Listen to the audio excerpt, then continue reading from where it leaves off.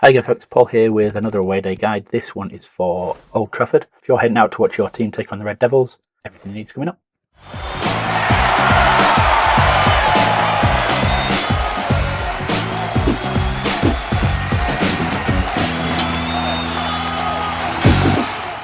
Okay, Manchester United have called Old Trafford home since 1910, which is not as old as a lot of grounds that claim to have huge history, but despite that, it's still falling apart. It does have some lovely water features coming down the front of the stands, and one particular rain effect one in the news conference room, which got the manager wet indoors. But mockery aside, it is quite an imposing stadium. The current capacity is 74,879, and you'll get around 3,000 tickets for visiting supporters for a league match, which, considering the overall capacity, is a bit low, but the Premier League aim for 3,000 for some reason. And to put it in perspective, when Ipswich were there, they had to give 3,000, and they have a 30,000 capacity, which is 10% of their stadium. This is kind of 4% of Manchester United's, but it is what it is. For a league match, you'll be situated in the corner behind the expansive disabled section, which kind of moves the away fans away from the pitch. Everybody complains about ours, and yeah, I know it's high. In all honesty, as fans, we would like visiting supporters down at pitch side, but Manchester United kind of manipulate this and move it away, using that disabled section as a strategic factor to move the visiting supporters away from pitch side, which, as I say, we can't really complain about, but for a lot of teams, it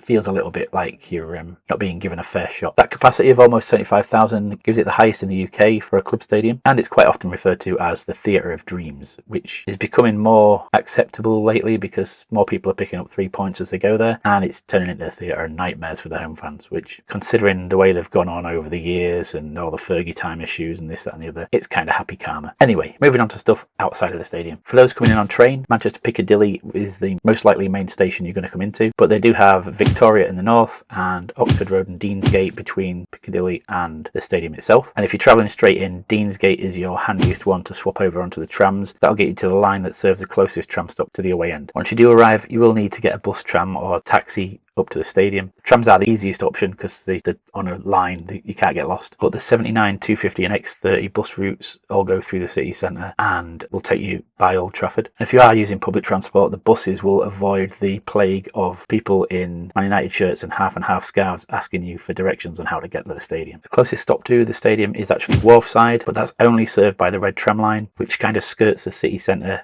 Your best spot, as I mentioned, for getting on is Deansgate. It's a handful of stops from there, and it doesn't take very long. But failing that, the other options are the purple or green line up to the Old Trafford tram stop itself.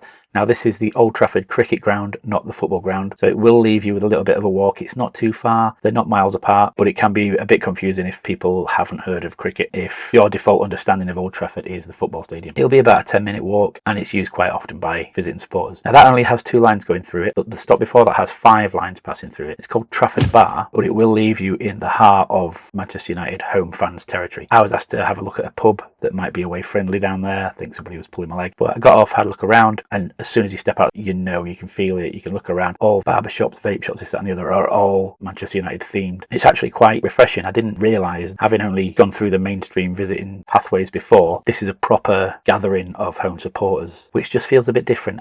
People joke about Man United fans being from London and this, that and the other, but this is proper Mancunian, Manchester-based Red Devils area. So if you want to experience that, have a look there, but be mindful, it is their area. I went through with my replica shirt on. I've got a sense of humour and a thick skin. I can take the banter, and it was pretty much non-stop from getting off the tram to getting up to nearer the stadium. I was followed up by groups of lads chanting at me. A couple of them came over. We had a bit of a handshake and a joke and a fist bump, but you have to be prepared to take it going through that area. And if you're not, if you've got a chip on your shoulder, you're going to get angry with them. That'll just escalate, and it will become very tasty very quickly. So bear that in mind. If you're not used to away days, you're not used to the banter, don't go that way. If you're driving in, there's plenty of parking up around the stadium itself, but if, like me, you like to avoid the traffic chaos after the game, parking on Salford Quays, just the other side of the dock area, is quite useful, with a quick exit out onto the main arterial routes if you turn the right way. There's various options in there, and it's sort of on the Media City side of the river, but not on the Media City leg of that Docklands area, if you know what I mean. But as you get into it, head towards the Lowry Mall, there'll be car parks everywhere. It's probably better, rather than just winging it, to pre-book parking at one of the options nearer the entrance to that estate. But if you haven't done that, there is pay on the day parking at the Lowry Mall, but it might be a little longer getting out of there because it's in and out of one entrance. And when you are leaving, I find my sat-nav tries to take me right, and all the signage points you right. That will take you straight back into the matchday traffic. Turn left, the roads are pretty empty. It's a straight run out to the M602, or your sat-nav will pick you up and guide you to the M60 or M62 after a few minutes driving north on that street, which will get you home much faster than most of the other options. If you're looking to stay over, there's lots to choose from both around the stadium and in the city centre itself, including the Emirates, Old Trafford at the cricket ground. But I've just picked out a couple of others for ease. Firstly, the Premier Inn up near the stadium is about halfway between the Wharfside tram stop and the visiting supporters turnstiles. You can also park there, and it's got a bar. That bar, incidentally, is your last one before you will get into the stadium area that is visiting support friendly. It's mixed, and they've got a queuing system in place on a match day. The service is not bad considering how busy it gets, but if you're there close to kick-off, I wouldn't bother. I'd just head straight in. Exists Turkey Pay-In will find you the reception of the hotel area, and from that spot you'll be able to see the east stand across the junction from you. I've also picked out a budget one in the city. There's a few hostels dotted around this one as well if you're into those, but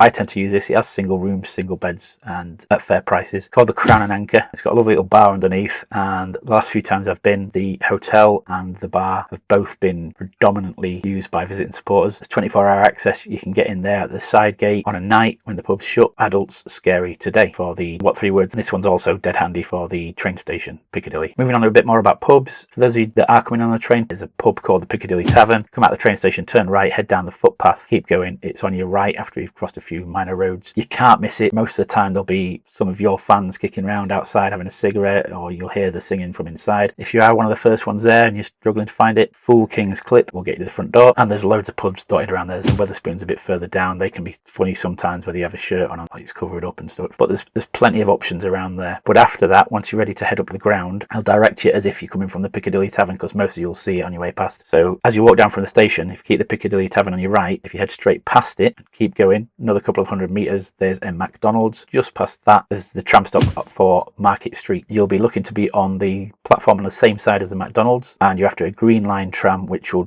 take you directly through to the Old Trafford cricket ground. If you are confident enough and you want to go into Wharfside, by all means swap trams, this, that and the other. You can actually use another tram stop that's a similar distance to Market Street. It's different lines going through there that will switch out through Deansgate. But I think if you're willing to take that on, you're probably already savvy enough to deal with the trams yourself. So I'll not go into all the different scenarios around that. But then when you do arrive up in the stadium area, if you are coming from the Salford Quays or the Wharfside tram stop, you're going to be coming into the north end of the east stand. So as you come down, carry on, keep the stadium on your right, walk to the other corner, and you should see your fans congregating around E30. You will have to dodge the tourists, the photographers, the random half and half scarf sellers, and this, that and the other on the way down there, because everyone seems to want a photo with the east stand and the naming lights above it, a bit like this one. If you're heading in from the Old Trafford cricket ground, as you come off the tram, cross the tram lines, keep the cricket ground on your left and carry on walking straight up that street. You'll cross a couple of major junctions, you'll see the ground appearing in front of you, and as you get to it, that's the corner you want to be at. Your turnstiles, as I mentioned, are at gate E30, and if you're still struggling to find them, proper sticky mint will get you into the area where all the checks are being done. Once you get in, the concourses, they're okay. They're not super spacious, but they're not mega cramped either. The toilets are very dated. They're kind of like a 1980s